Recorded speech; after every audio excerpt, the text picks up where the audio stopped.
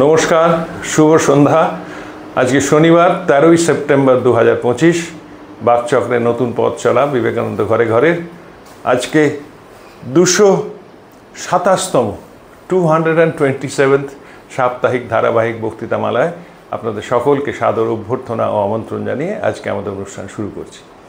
অনুষ্ঠানের বিষয় এবং বক্তা অপরিবর্তিত। অনুষ্ঠানের বিষয় স্বামী বিবেকানন্দ এবং বক্তা শ্রী তরুণ গোস্বামী, যার পরিচয় নিষ্প্রয়োজন। সুতরাং আসুন, অযথা আমার প্রাককথনে সময় নষ্ট না করে আজকে আমাদের সেই পরিচিত প্রার্থনা সঙ্গীত, যেটা গেয়েছেন বাকচক্রের প্রবীণতম সদস্য শ্রী রমেশচন্দ্র বন্দ্যোপাধ্যায়, যার গাওয়া সেই প্রার্থনা সঙ্গীত শুনে আমাদের অনুষ্ঠান শুরু করছি। নমস্কার, ভালো থাকবেন।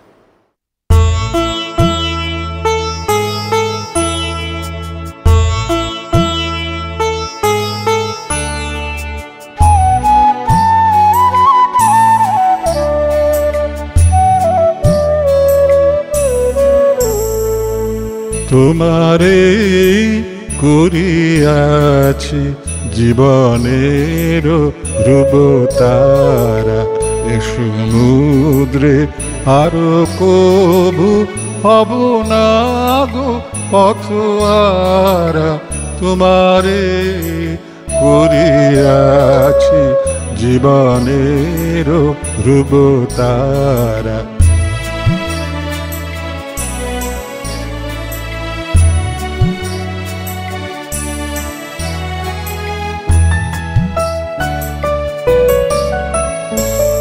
যেথায় আমি যাই না গো তুমি প্রকাশিত থাকো, যেথায় আমি যাই না গো তুমি প্রকাশিত থাকো।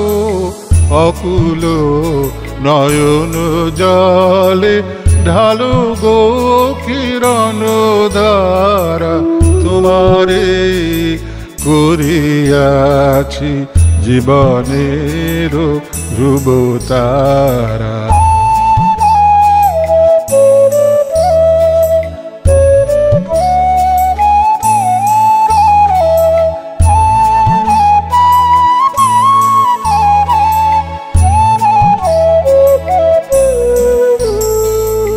তব মুখ সদা মনে জাগিতেছে সঙ্গপানে, তিলেকো অন্তর হলে নাহিরি কুল কিনারা। তব মুখ সদা মনে জাগিতেছে সঙ্গপানে, তিলেকো অন্তর হলে নাহেরি কুল কিনারা। কখনো বিপথে যদি ভ্রমিতে চাহে হৃদি, কখনো বিপথে যদি ভ্রমিতে চাহে হৃদি, অমনীয় মুখ হেরি শরমে যে হয় সারা। তোমারে করিয়াছি জীবনের ধ্রুবতারা, এ সমুদ্রে আরো কবু হব না গো পথহারা। তোমারে করিয়াছি জীবনের ধ্রুবতারা।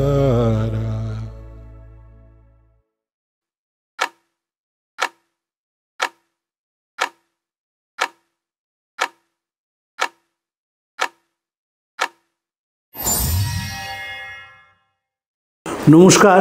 আজকে আমরা যে চিঠিটি নিয়ে পড়ব সেটি স্বামী ব্রহ্মানন্দকে লেখা, 21 নম্বর west 34th street, New York. এখানে আবার 21শে নভেম্বর 1899।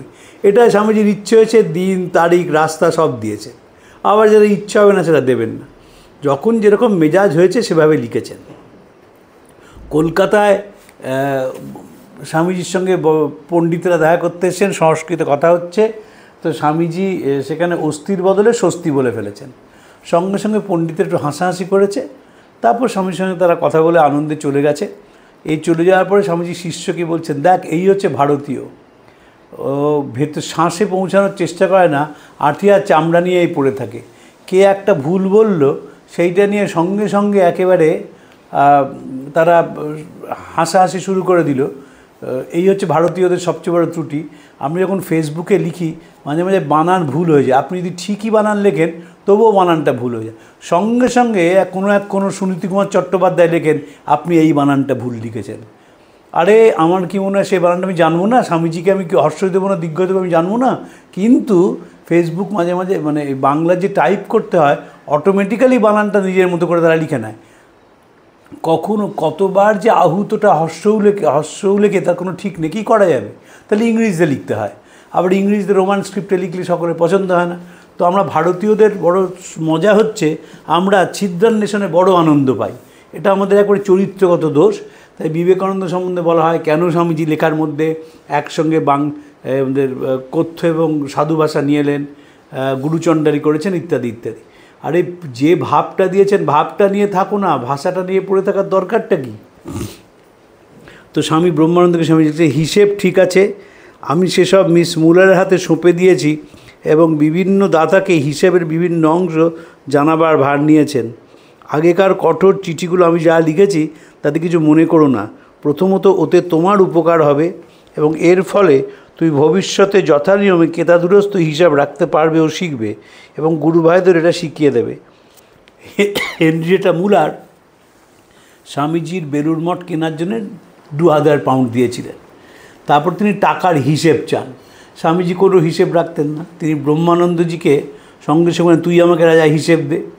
তো শঙ্করীবাবু মন্তব্য করছেন স্বামীজি সেই মুহূর্তের জন্য ভুলে গিয়েছিলেন যার কাছে তিনি হিসেব চাইছেন তিনিও তার মতোই একজন সর্বত্যাগী সন্ন্যাসী, কিন্তু তাকে হিসেব দিতে হয়েছিল এবং স্বামীজি খুব খুশি হয়েছিলেন, বলছেন তোমার উপকার হবে, তুমি কেতাদুরস্থ হিসেব করতে শিখবে এবং গুরু ভাইদেরও শেখাবে। ফলে এর ফলে হলো কি, এখন যদি রামকৃষ্ণ মিশনের মায়াবতীতে গিয়েও আপনি 100 টাকা দান করেন বাড়িতে রসিদ চলে আসবে। এটার কারণই হচ্ছে স্বামীজির এই চিঠিটা, যে শাকের করি মাছের খরচ করবে না এবং যা যা করছো সব হিসেব লিখবে।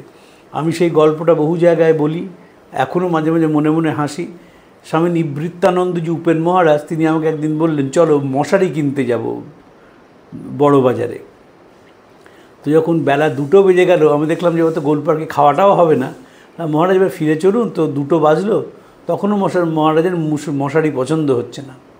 বললেন তোমার খিদে পেয়েছে, তাহলে পয়সা দিচ্ছি কিছু খেয়ে না। না না খিদে পায়নি।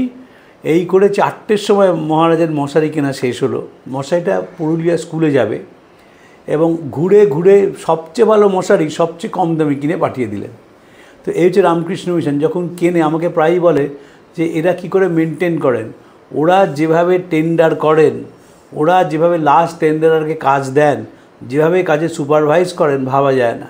আমি বহু লোককে বলি রামকৃষ্ণ মিশনে যে রামহরিপুর কেন্দ্র আছে, সে স্তবপ্রিয়ানন্দের সঙ্গে কথা হচ্ছিল, সেখানে বিরাট হলস্টেন গরু ছিল, তার নাম রাজা, বিশাল গরু। তো আমি ভোরবেলায় উঠে সেখানে যেতাম। প্রথমে বাছুরদের চান করানো হলো, তারপর তার রোদে গা শুকালো, তারপর তাদের মাদের চান করানো হলো, তারপরে বড় হলস্টেন গরুটাকে চান করানো হলো, ষাঁড়টাকে। এই যে প্রত্যেকটা নিয়ম সেটি দেখার জন্য একটা ব্রহ্মচারী আছে। কে জানে সেই ব্রহ্মচারী হয়তো IITর ইঞ্জিনিয়ার, কেউ জানে না, কিন্তু তার কাজ হয়েছে গোশালা দেখা। তো ভরত মহারাজকে সারদা মা বলেছিলেন যে তুমি মঠের ম্যানেজার থাকবে। ফলে আমি শুনেছি যে কোনো একটি গরুর বাচ্চা হয়ে বেলুড় মঠে, সেটা হয়ে যাওয়ার পর মহারাজ খেতে যেতেন, যদিও তার বহু বছর আগে সারদা মা চলে গেছেন, কিন্তু যে কথাটি বলেছেন সেই কথাটি মহারাজ অক্ষরে অক্ষরে গোটা জীবন পালন করেছেন। দ্বিতীয়ত এইসব ভৎসনাতেও যদি তোমরা সাহসী না হও তাহলে তোমাদের সব আশা ছেড়ে দিতে হবে। আমি চাই তোমরা কাজ করতে করতে মরে যাও, শুধু তোমাদের লড়তে হবে, সৈন্যের মতো আজ্ঞা পালন করে মরে যাও এবং নির্বাণ লাভ করো, কিন্তু কোনো প্রকার ভীরুতা চলবে না। স্বামীজি দেখে এসেছিলেন বিদেশে গিয়ে যে কোনো অর্গানাইজেশনের অ্যালিজিয়েন্সটা খুব বড় পার্ট। আপনি অর্গানাইজেশনের প্রতি যদি গর্ববোধ না করেন এবং যদি আনুগত্য না থাকে তাহলে আপনার পক্ষে কাজ চালানো সম্ভব নয়। আমার বন্ধু সৌমেন মিত্র এখন কলকাতা পুলিশের কমিশনার ছিল, তখন কলকাতা পুলিশের মধ্যে প্রতিষ্ঠানটির প্রতি শ্রদ্ধা এবং আনুগত্য খুব বাড়িয়ে যেতে পেরেছিল রেগুলার ক্লাস নিয়ে, এবং পুলিশদের মধ্যে হাতে ব্যাচ পড়া, গেঞ্জিতে পুলিশদের এমব্লেম পড়া, এগুলো খুব দরকার। আমি যখন টেলিগ্রাফে চাকরি করতাম, এমজি আকবর টেলিগ্রাফের গেঞ্জি আমাদের সবাইকে দিয়েছিলেন, পিঠের দ্য টেলিগ্রাফ লেখা, এবং সেটা পড়লেই বেশ সেটা গর্ববোধ হতো। এবং যখন রাস্তায় জিজ্ঞেস করতে লোকে আপনাকে টেলিগ্রাফে চাকরি করেন, সঙ্গে সঙ্গে সেই প্রতিষ্ঠানের প্রতি আনুগত্যটা বেরিয়ে আসতো।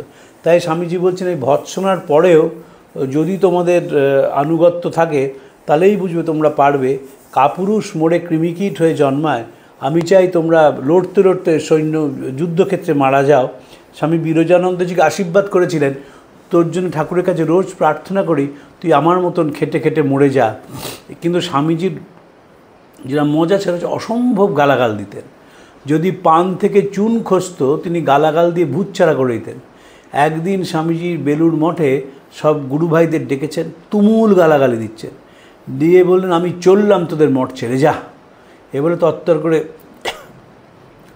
সিঁড়ি দিয়ে নামছেন, বলছে তোরা কিচ্ছু পারবি না, তোরা কাজও করতে পারবি না, তোদের ছেড়ে দিয়ে চলে গেলাম। একবার স্বামী ব্রহ্মানন্দজিকে এমন গালাগালি দিলেন যে তিনি একেবারে তল্পি নিয়ে চলে যাচ্ছেন মঠ থেকে।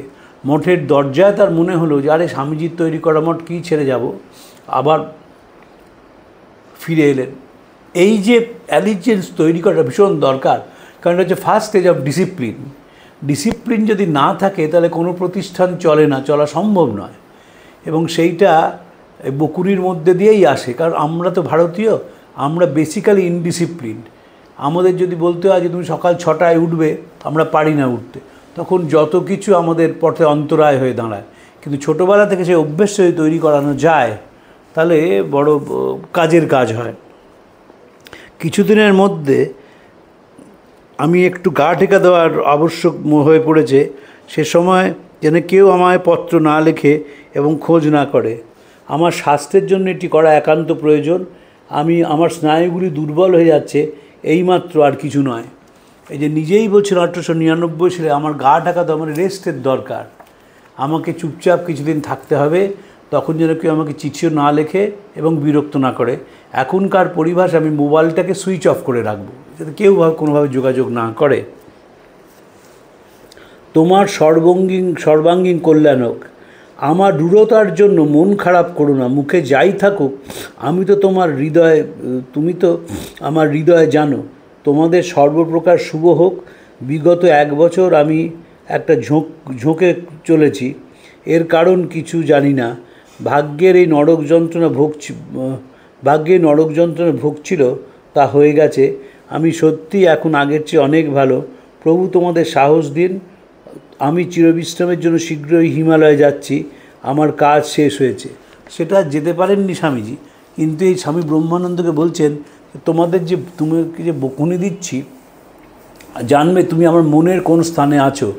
স্বামীজি দুভাবে গুরু ভাইদের চিঠি লিখতেন। কখনো কখনো গুরু ভাইদের বলতেন অভিন্ন হৃদয়েষু। সে অভিন্ন হৃদয়েষুর মধ্যে ছিলেন স্বামী ব্রহ্মানন্দজি, স্বামী শারদানন্দজি, স্বামী রামকৃষ্ণানন্দজি, স্বামী অখণ্ডানন্দজি, আর বাকি সবাইকে লিখতেন প্রাণাধিকেষু। স্বামী ব্রহ্মানন্দ স্বামীজির আত্মীয় হতেন পারিবারিক সূত্রে, এবং সেই ঘটনাটি ঘটেছিল স্বামীজির বাড়িতে 3 নম্বর গৌরমোহন মুখার্জি স্ট্রিটে। একদিন স্বামী ব্রহ্মানন্দজি বললেন, এই যে তুমি আর জিমনাসিয়ামে যাও না, তোমার আগের মতো আর মাসলের ওপর কন্ট্রোল নেই। যেই কথা শোনা সঙ্গে সঙ্গে বললেন, এত বড় কথা বলছিস?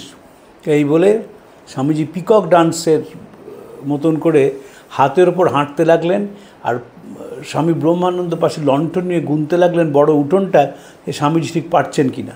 বাড়ির সবাই জেগে উঠলেন। বিশ্বনাথ দত্ত তখন বেঁচে, তিনিও উঠে এসে দেখলেন যে দুটো ছেলের কি পাগলামি।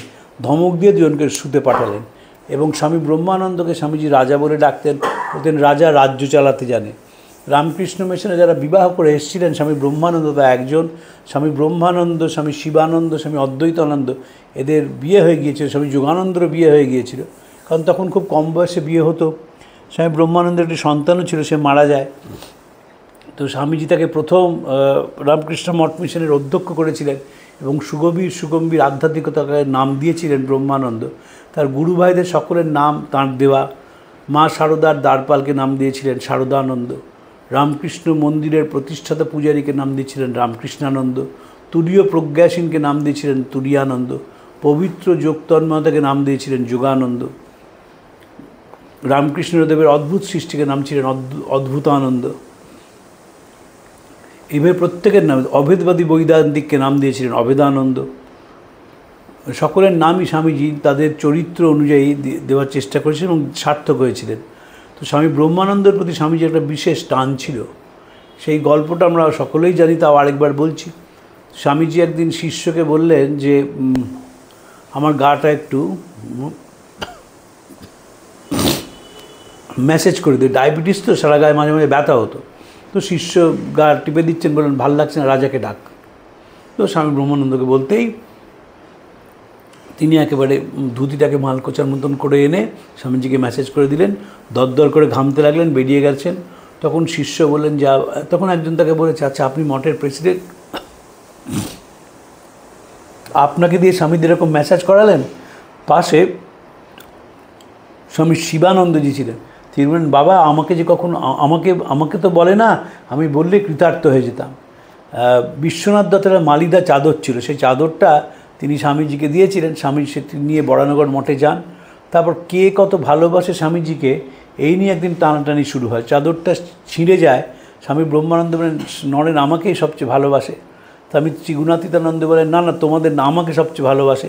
তখন বলা হয় ধুর তুই তিনতাল মোহন ভোগ খাস, তোকে আবার কী ভালোবাসবে, তোকে ভালোবাসে। শারদানন্দ বলেন আমাকে সবচেয়ে ভালোবাসেন। এই করে সেই মালিদার চাদরটি একেবারে ছিঁড়ে যায়, প্রত্যেকে তার একটি অংশ নেন। কিন্তু স্বামীজির ব্যবহার করা চাদর, তাইতে তাদের এত টান। স্বামীজিও গুরুভাইদের সম্বন্ধে আমেরিকায় বলেছিলেন, আমি যদি আজ মদ্যপ অসচ্চরিত্র হয়ে যাই তাহলে তোমরা আমাকে ঘাট ধরে তাড়িয়ে দেবে, কিন্তু আমি কলকাতায় আমার এমন গুরুভাই আছে যাদের কাছে সে এক নরেন থাকবো। যখন এরকম ভালোবাসা দেখা দেয় তখন জন্ম নেয় নতুন ধর্ম। শ্রীরামকৃষ্ণ শরীর চলে যাওয়ার আগে স্বামীজিকে বলেছিলেন, এদের ভালোবাসা দিয়ে আটকে রাখবি, দেখবি কেউ যেন সংসারে ফিরে না যায়। স্বামীজি পরের দিকে বলতেন, তিনি যেমন আমাকে ভালোবাসেন, আমি যেমন তোদের ভালোবাসি, তোরাও সেইভাবে মানুষকে ভালোবাসবি। কিন্তু যেহেতু রামকৃষ্ণ মঠের তখন ফর্মেটিভ ইয়ার্স, তাই জন্যে স্বামী ব্রহ্মানন্দকে তাকে অনেক কিছু শেখাতে হয়েছিল কীরম করে মঠের নিয়মকানুন করতে হয়। স্বামীজি নিয়ম করলেন যে সকালবেলায় সবাইকে উঠে জপধ্যান করতে হবে। স্বামী ব্রহ্মানন্দ শুয়ে রয়েছেন, শিষ্যকে বললেন রাজার কানের কাছে গিয়ে ভালো করে ঘণ্টা বাজা। তো স্বামী শিষ্য শরৎচন্দ্র চক্রবর্তী ঘণ্টা বাজাতেই ব্রহ্মানন্দ বললেন যে তোদের জ্বালায় দেখছি আর মঠে থাকাই যাবে না, উঠে সবাইকে জপধ্যান করতে হবে। ব্রহ্মচারীদের তো করতেই হবে, যারা বয়স্ক সাধু তাদেরও করতে হবে, কারণ তাদের দেখে তরুণ ব্রহ্মচারীরা শিখবেন। আবার স্বামীজি একবার বললেন যে তোরা সব মোটা হয়ে যাচ্ছিস, সব আমার মতো ডায়াবেটিসে পড়বি, সবাইকে ওয়ার্ল্ডস নাচ নাচতে হবে। এবার স্বামীজির ঠাকুরের আরতির পরে ঘরে গিয়ে স্বামীজি বাইরে বসে আছেন এবং গুরু ভাইরা এবং ব্রহ্মচারীরা সকলে ওয়ার্ল্ডস নাচ নাচছে। স্বামী শারদানন্দজি স্বামী রামকৃষ্ণানন্দজিকে চিঠি লিখলেন মাদ্রাজে যে ঠাকুরের অসীম কৃপা রোজ অনুভব করি, যখন নাচতে নাচতে পড়ে গিয়ে হাত পা ভাঙি না, কিন্তু নাচতেই হবে, কারণ ওই চেয়ারটা ঠিক করতে হবে। এখন যেমন অনেক রামকৃষ্ণ মিশনেই মাল্টি জিম হয়েছে, তো তখন স্বামীজি এইরকম করেছিলেন, ডাম্বেল কষি বারবার বলছেন। বরানগর মঠে খেতে পাচ্ছেন না, ইট পেতে শুতে হচ্ছে, বালিশও নেই, কিন্তু এক্সারসাইজ স্বামী নিরঞ্জনানন্দজি করছেন, স্বামীজি এক্সারসাইজ করছেন এবং বলছেন you should know Gita better than your biceps. আসলে রামকৃষ্ণ ভাব আন্দোলন শ্রীরামকৃষ্ণ শেখালেন, এর মূলে আছে নিঃস্বার্থ ভালোবাসা। এই ভালোবাসা শুধু সমাজের প্রতি ভালোবাসা নয়, নিজেদের পারস্পরিক ভালোবাসা। স্বামীজি বলছেন একটি চিঠিতে যে ও কিছু জানে না, ও কিছু পারবে না, আর সাথে মুচকি হাসি, যে কোনো প্রতিষ্ঠানের পক্ষে উঠে যাওয়ার জন্য এইটুকুই যথেষ্ট। স্বামী ত্রিগুণাতীতানন্দকে উৎসাহ দেওয়ার জন্য চিঠি লিখছেন এবং বলছেন ও কিছু পারে না, ও কিছু জানে না, আর সাথে একটু মুচকি হাসি, যে কোনো প্রতিষ্ঠানের উঠে যাওয়ার পক্ষে এইটুকুই যথেষ্ট। স্বামীজি দেখেছিলেন যে আমাদের দেশে যে প্রতিষ্ঠানগুলি আছে সেই প্রতিষ্ঠানটি চলে যায় অহংকারের জন্যে। তাই জন্য তিনি ঠিক করেছিলেন যে প্রত্যেক বছর ট্রাস্টি নির্বাচন হবে এবং তারা ভোট দেবেন, যাতে কারুর কোনো ভেস্টেড ইন্টারেস্ট তৈরি না হয়। এটা বললে অনেকে বিরক্ত হবেন, কিন্তু স্বামীজির যে অরিজিনাল যে কথা সেখানে ছিল এই নির্বাচনটা করলে কি হবে, যে প্রত্যেকে 1 বছরের জন্য কাজ করবে, আবার পরের বছর আরও অন্য লোক কাজ করবে। স্বামীজির একটি বই আছে, বইটির নাম বর্তমান ভারত। যদি মন দিয়ে সেই বইটি পড়া যায় আমরা দেখব স্বামীজি বারবার আমেরিকার কথা বলছেন। কেন বলছেন? সেখানে রাজ্য চালনায় সাধারণ মানুষের ভূমিকা আছে, তারাই ঠিক করে যে কোনটি কাজে আসবে কোনটি আসবে না, কোনটি করতে হবে কোনটি হবে না। এই যে সকলে মিলে যুক্তি করার কথা স্বামীজি বলেছেন, তার একটি ফল আমি আপনাদের বলছি। রামকৃষ্ণ একবার প্রচণ্ড বন্যা হয় পূর্ব গোদাবরী জেলায়, সেখানে বৃদ্ধ গৌতমী বলে একটি নদী আছে, সেই নদীটি গরমকালে তার পায়ের পাতা ডোবে এতটুকুনি জল, কিন্তু ভয়ঙ্কর চেহারা নেয় বর্ষাকালে। চিত্ত মহারাজ, আমি নামটি ভুলে গেছি, তিনি রামকৃষ্ণ মঠ মিশনের ট্রাস্টি ছিলেন, গভর্নিং বডির মেম্বার ছিলেন, তিনি ওখানে রিলিফ করতে গেছেন। তো গ্রামের লোকেরা তাকে বলছে আরে ব্রিজ বানিয়ে দাও। সেই প্রথম রামকৃষ্ণ মিশন ব্রিজ বানায় এবং রেকর্ড টাইমে শেষ করে। মূল ভারতের সঙ্গে সেই ব্রিজটি যোগ দিয়ে দেয় এবং সেই গ্রামগুলির এখন চেহারা পাল্টে গেছে, পরে গিয়ে দেখে এসেছি। তো এই যে 5 জনে মিলে যুক্তি করো, শুধু যুক্তি করলেই হবে না, গ্রামের লোকে কি চায় সেইটি দিয়ে প্ল্যানিংটা হয়। রামকৃষ্ণ মিশনের সঙ্গে যে কোনো গভর্নমেন্টের প্ল্যানিংয়ের মূল তফাৎ হচ্ছে, গভর্নমেন্টের প্ল্যানিং হয় ঠান্ডা ঘরে বসে, এরা সার্ভে করে গিয়ে জিজ্ঞেস করে তোমাদের কি লাগবে। যেমন কেদারনাথে যখন ফ্রেশ ফ্লাড হলো তখন তো রামকৃষ্ণ মিশনকে পুরো কন্ট্রাক্টটা দেওয়া হয়, সেখানে নিজেরা খেতে পারছে না, বাসনকোসন নেই, তারা বললেন কলেজের হোস্টেলটাকে সারিয়ে দিন। স্বামী প্রভানন্দজি বলেছিলেন, মেদিনীপুরে গেছেন বিরাট বন্যার পরে, আত্মস্থানন্দজি এবং প্রভানন্দজি, সেখানে গ্রামের লোকেরা বলছে আমাদের মন্দিরটা সারিয়ে দিন। তখন আত্মস্থানন্দজি মন্দির সারিয়ে কী হবে, আগে ঘর বাড়ি সারানোর কথা বললেন না, মন্দিরটা আমরা পুজো করতে যাই, ওখানে বসে আমরা গল্প করি, ওখানে বসে কার কী প্রয়োজন আমরা মেটাই। মানে মন্দির হচ্ছে সর্ট অফ গ্রামের পঞ্চায়েত, থেকে মন্দিরটা সার। এটি স্বামীজি ইউনিক পলিসি, যে যখন কোথাও কাজ করতে যাবে আগে তাদের জিজ্ঞেস করবে তাদের কি প্রয়োজন, তোমার কি প্রয়োজন সেটা বড় কথা নয়। এবং আমাদের দেশে দেখা যায় যে এই যে স্বামী গহনানন্দজি একটি বড় ভূমিকা পালন করেছিলেন, দেখা গিয়েছিল যে স্বামীজির সময় ব্রিটিশ গভর্নমেন্ট রিলিফ করতো না। একটি বড় বন্যা হয়ে গেল, দেখা গেল হাতে 10টা বাটি, 10টা থালা, প্রচুর মুড়ি, জিওলিন, গায়েমাখা সাবান, কিন্তু জানে না যে এদের পুনর্বাসন কী হবে। জলটা যখন নেমে গেল, তাদের ঘরবাড়ি চলে গেছে, যেমন সুনামির সময় তার নৌকো চলে গেছে, জাল চলে গেছে, গ্রাম চলে গেছে, কিন্তু পুনর্বাসনের কেউ নেই। তাই গহনানন্দজি যখন সভাপতি ছিলেন, রামকৃষ্ণ মিশনের অধ্যক্ষ ছিলেন, তিনি ঠিক করলেন যে রিলিফ হবে, তার সঙ্গে রিহ্যাবিলিটেশন। এখন রামকৃষ্ণ মিশন রিলিফের থেকে রিহ্যাবিলিটেশনের জোরটা বেশি দেয়। ত্রাণ আছেই, তার সঙ্গে পুনর্বাসন।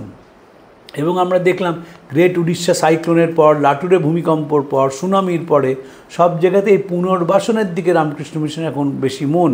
যেমন সুন্দরবনে রেস টিউবওয়েল করেছে, একটা সাধারণ স্তর অবধি জল আসে বন্যা হলে, তার ওপরে একটা টিউবওয়েল বসানো হয়েছে যাতে এই পানীয় জলের কখনো অভাব না হয়, যেন তারা মিষ্টি জল সারা যে কোনো অবস্থাতেই পেয়ে থাকেন। এটা তখনই সম্ভব যখন যারা সদস্য মিশনে তাদের আনুগত্য আছে, এবং আনুগত্যটা তৈরি করতে গেলে ওই ডিসিপ্লিনের মধ্যে দিয়ে তৈরি করতে হয়। যারা তরুণ ব্রহ্মচারী হন, এখনও বিশ্বে আগের থেকে যেহেতু অর্থনৈতিকভাবে অবস্থা ভালো, তাই জন্যে সেইভাবে তাদের পরিশ্রম করতে হয় না। কিন্তু একটা সময় তো ট্রামে বাসে তারা যাতায়াত করতেন। স্বামী প্রভানন্দজি বলেছেন তিনি একটা জায়গায় গেছেন, রাত্রিরে থাকার কোনো ব্যবস্থা নেই, সে বাস স্ট্যান্ড, সেখানেই রাত্রে শুয়ে ঘুমিয়েছেন, পরের দিন কলকাতায় চলে এসছেন। এইভাবে আগে মিশনের কাজ হয়েছে। এখন অর্থ আসার সঙ্গে সঙ্গে তারা গাড়ি করে যান, গ্রামে যান, কাজ করতে যান, কিন্তু সেবার মধ্যে জীবনটাকে নতুনভাবে উপলব্ধি করা। স্বামীজি বলছেন তোমরা কর্মক্ষেত্রে বীরের মতো অবতীর্ণ হও, বারবার বলছেন, এবং তোমাদের কাপুরুষতা যেন কখনো স্পর্শ না করে। সবসময় আমি তোমাদের সঙ্গে আছি এবং প্রার্থনা করছি যে যুদ্ধক্ষেত্রে তোমরা প্রাণ দাও। এইভাবে সেবা করাটা ভারতবর্ষের ইতিহাসে একটা অসাধারণ, একটা ব্যতিক্রমী ঘটনা। গোবিন্দ সদাশিব ঘুরি তার বিখ্যাত গ্রন্থ ইন্ডিয়ান সাধুস, সেখানে লিখছেন social service of various kinds has now come to be recognized as a legitimate and important object to a ascetic and monastic life. সঙ্ঘ জীবনে সমাজসেবাটি একটি বড় অংশ হয়ে দাঁড়িয়েছে। দেখা যাবে ভারতবর্ষের এমন কোনো সন্ন্যাসী প্রতিষ্ঠান নেই যারা সেবা কাজ করছে না, এবং সেবাকার কাজের মধ্যে দিয়েই নিজের আত্মোপলব্ধি করা, এটি একটি নতুন ঘটনা যেটি স্বামীজি শুরু করেছিলেন। এবং তিনি বলেছিলেন Ananda ending names have gain favour among all sects of Indian sadhus. সব সন্ন্যাসী যে নামের শেষে আনন্দ ব্যবহার করে, সেটিও বিবেকানন্দ দেখে অনুপ্রেরণার ফল। অসাধারণ গ্রন্থটি ইন্ডিয়ান সাধুস, গোবিন্দ সদাশিব ঘুরি লেখা। তিনি অ্যানথ্রোপোলজির লোক ছিলেন, তিনি বম্বে বিশ্ববিদ্যালয়ের উপাচার্য ছিলেন এবং মহাপণ্ডিত। তার এই গ্রন্থটি একসময় অত্যন্ত জনপ্রিয় হয়েছিল। এখন গ্রন্থটি সবসময় পাওয়া যায় না সব জায়গায়, কিন্তু শঙ্করী প্রসাদ বসু তার বইতে বহু জায়গায় জিএস ঘুরির বই থেকে কোট করেছেন। তো স্বামী ব্রহ্মানন্দকে সেই স্বামীজি বলছেন, যদি কখনো রূঢ় কথা বলে থাকি, যদি তোমার মনে দুঃখ থাকে কিছু মনে করো না, কিন্তু তুমি তো জানো যে আমার মনে তোমার কোন স্থান রয়েছে, আমার হৃদয়ে তুমি কোথায় অবস্থান করছো, কিন্তু কাজটা করতে হবে এবং সেই কাজ করার জন্যে পুঙ্খানুপুঙ্খ হিসেব রাখবে, সঙ্গটিকে ঠিক মতন চালাবে, দেখবে যেন কখনো কোনো ত্রুটি বিচ্যুতি না হয়। এইভাবে একটি অর্গানাইজেশন তৈরি করা। স্বামী যখন আমেরিকায় ছিলেন তখন কয়েকজন ভদ্রমহিলা স্বামীজিকে জিজ্ঞেস করেছিলেন যে স্বামীজি আপনি কার প্রেমে পড়েছেন? স্বামীজি বললেন আমি একজনের প্রেমে পড়েছি। তারা তো খুব ব্যাকুল হয়ে উঠলেন, কে সেই ভদ্রমহিলা, সৌভাগ্যবতী মহিলা? স্বামীজি বললেন আমি অর্গানাইজেশনের প্রেমে পড়েছি। যখন যেদিন রামকৃষ্ণ মিশন তৈরি করছেন সেদিন স্বামী যোগানন্দজি বলেন যে তুমি এসব বিলিতি ঢঙে তৈরি করছো। স্বামীজি এর প্রতিবাদ করেন এবং প্রতিবাদ করে বলেন যে তোরা ঠাকুরকে কুক্ষিগত করতে চাস, আমি তাকে সর্বত্র ছড়িয়ে দেবো। যার মৃত্যুর 10 বছরের মধ্যে তার পূর্ণ নাম সর্বত্র ছড়িয়ে পড়েছে, এই সঙ্গ তার নামেই তৈরি হবে। এবং রামকৃষ্ণ মিশনের কাজ হলো আত্মান মুখ্যার্থম জগদ্ধিতায়চ, জগতের ধিতের মধ্যে দিয়েই আমার, জগতের হিতের মধ্যে দিয়েই আমার মোক্ষ, জগতের হিতের মধ্যে দিয়েই আমার মুক্তি।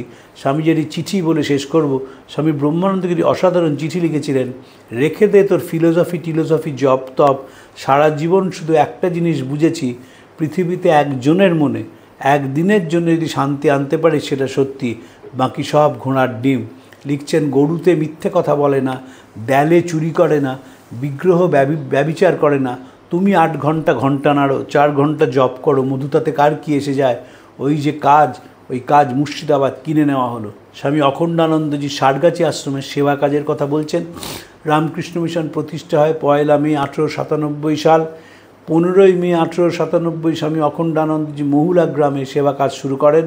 অনাথদের মধ্যে থাকেন, অনাথদের সেবা কাজ করতে অনাথদের মধ্যে সেবা কাজ আরম্ভ করেন। স্বামীজি তার কথা বলছেন এবং রেফারেন্স দিয়ে বলছেন ওই যে কাজ মুর্শিদাবাদ কিনে নেওয়া হলো, কাজের মধ্যে দিয়েই মানুষের কাছে পৌঁছানো, কাজের মধ্যে দিয়েই তাদের চোখের জল মোছানো। সেই মাইসোরের রাজাকে চিঠি লিখেছিলেন, this life is short, the vanities of the world are all transient, but they alone live for others, the rest are more dead than alive. চিঠি লিখছেন স্বামী মাইসোরের রাজাকে, এই জীবন কয়েকদিনের, জীবনের চাকচিক্য কয়েকদিনের, সেই বেঁচে থাকে যে পরের জন্য বেঁচে থাকে, বাকিরা মৃত প্রেত তুল্য। আজকে এই অবধি থাক, পরের দিন আরেকটি বিষয় নিয়ে আলোচনা করব। প্রাণারাম প্রাণারাম প্রাণারাম প্রাণারাম প্রাণারাম প্রাণারাম, কি যেন লুকানো নামে তাই মিষ্ট এত তব নাম প্রাণারাম প্রাণারাম।